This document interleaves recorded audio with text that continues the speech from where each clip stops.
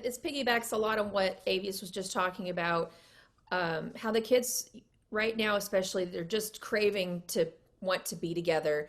And if you can't have your kids be together in person, there are absolutely ways to create that connectivity and help them, just become more of a bonded group on the virtual platform. And one of the things that I realized really quickly last spring, we've taken it into this fall as well, is you know, part of such a big part of the reason that kids do music and performing arts is the fact that they get to do all these things together with their friends, right? And so how do we provide that sense again of community, in this situation? And I realized, we've got to take time every time we meet online.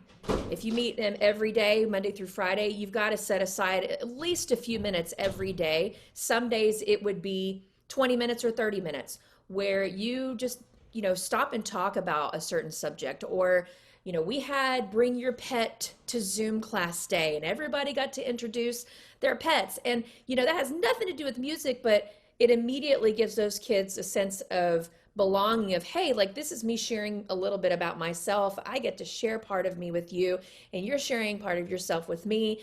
And again, it has nothing to do with, learning how to play a concert F in tune, or balancing a chord or anything like that, because it's something that they need.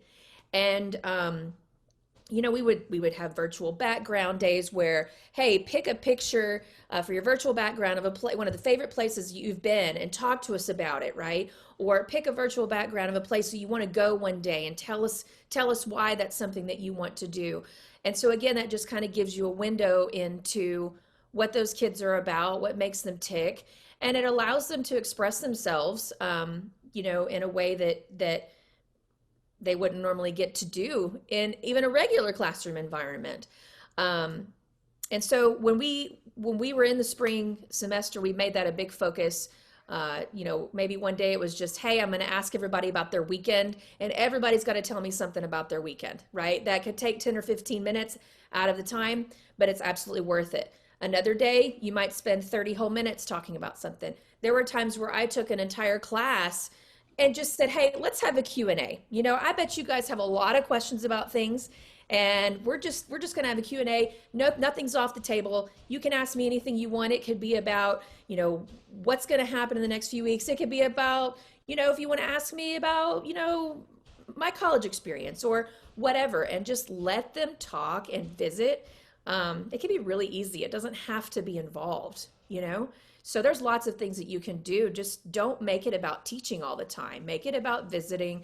Make it about providing opportunities just to talk and visit and connect. And they will love that.